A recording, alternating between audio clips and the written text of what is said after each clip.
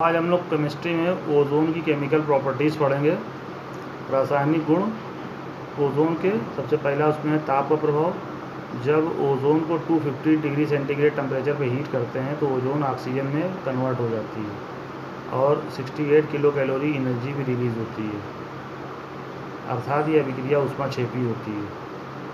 अपचायक गुण ओजोन कुछ अभिक्रियाओं में अपचायक की तरह भी कार्य करता है, किंतु इन अभिक्रियाओं में स्वयं भी अपचयित हो जाता है। इस प्रकार की अभिक्रिया को म्यूचुअल रिडक्शन कहते हैं। जैसे H2O2 है, अपचायक की तरह काम कर रहा है, यानी कहने का मतलब यहाँ से ऑक्सीजन एक ले लेगा मगर अपना भी एक ऑक्सीजन दे देगा, माने स्वयं भी अपचयित हो जाएगा, यानी इसका क्या हो रहा है, म्यूचुअल रिडक्शन होगा। तो H2O2 हो गया, जैसे Na2O2 हो गया, BaO2, सभी ओजोन से रिएक्शन करके ऑक्सीजन में या Na2O में BaO में कन्वर्ट हो जाते हैं और यहाँ पर H2O2 और ऑक्सीजन प्राप्त होती है। दोनों ही अभिक्रियाओं में ऑक्सीजन का एक परमाणु निकलता है तथा इस प्रकार दोनों पदार्थ अपचयित हो जाते हैं।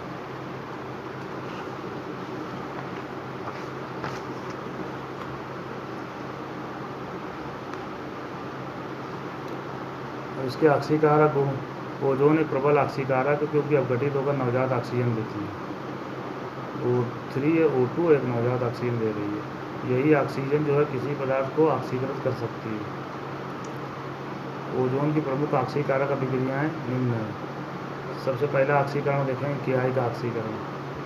O3 सबसे पहले नवजात ऑक्सीजन देगी, KI H2O से रिएक्शन करेगा और एक नवजात ऑक्सीजन जो ऊपर मिल रही है रिएक्शन करेगी, KOH I2 बन जाएगा।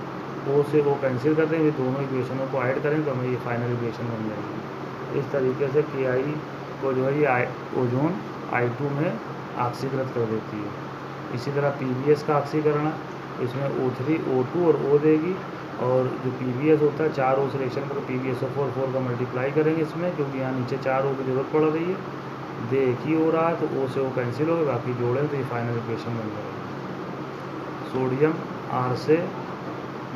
सोडियम आर्सेनाइड का ऑक्सीकरण, आर्सेनाइट है तो ओजोन सबसे पहले एक ऑक्सीजन देगी और सोडियम आर्सेनाइड से ये ऑक्सीजन जुड़ के आर्सेनेट में बदल जाएगी, तो O से O कैंसिल कर देंगे और बाकी फिर फाइनल इक्वेशन हमारी ये प्राप्त हो जाएगी।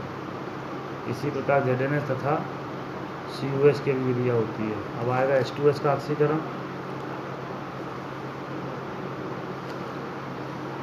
O3 जो है एक ऑक्सीजन नवजात ऑक्सीजन देगी, H2S से रिएक्शन करेंगे, H2O बन जाएगा, सल्फर अलग हो जाएगी, O से O कैंसिल कर देंगे, ये O से ये O कैंसिल और बाकी दोनों इक्वेशन या ऑब्टेन हो जाएंगे जोड़ करके।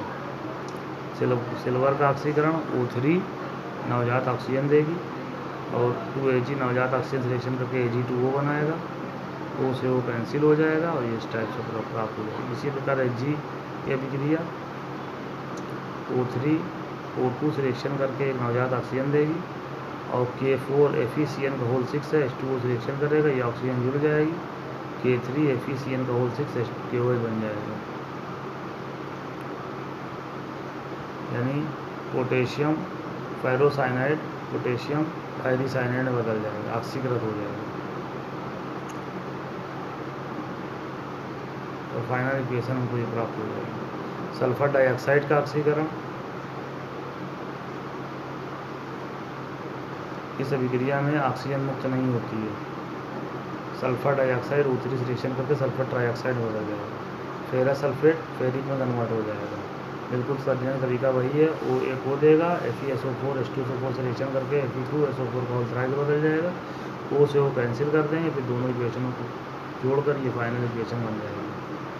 आयोडीन के जलीय विलयन का ऑक्सीकरण, आयोडिक एसिड बनता है, पहले O3 O बदलेगा, फिर I2 H2O और O ये सब आपस में रिएक्शन करके HiO3 बना लेंगे, O से O कैंसिल हो जाएगा, फाइनल इक्वेशन ये बन जाएगी। विरंजक गुण, यह एक अच्छा विरंजक है जो कि रंगीन पदार्थों का ऑक्सीकरण करके रंगहीन पदार्थ में बदल देता है, अर्थात इसका विरंजक गुण उसके ऑक्सीकारक गुण के कारण होता है।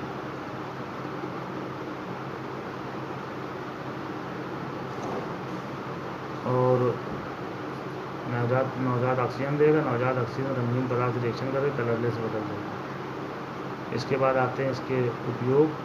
जीवाणुनाशक के रूप में इसका उपयोग होता है, विरंजक के रूप में होता है, भोज्य पदार्थ को सड़ने से बचाने में होता है, कृत्रिम रेशा और कपूर बनाने में होता है, कार्बनिक यौगिकों के ऑक्सीकरण।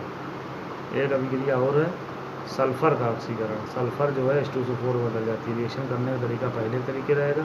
फिर SnCl2 का ऑक्सीकरण, SnCl2 HCl यानी एसिटिक मीडियम में SnCl4 में बदल जाता है। इस तरह से ओजोन के रासायनिक गुण कंप्लीट होते हैं और आगे H2SO4 हम लोग पढ़ेंगे, वो नेक्स्ट वीडियो में।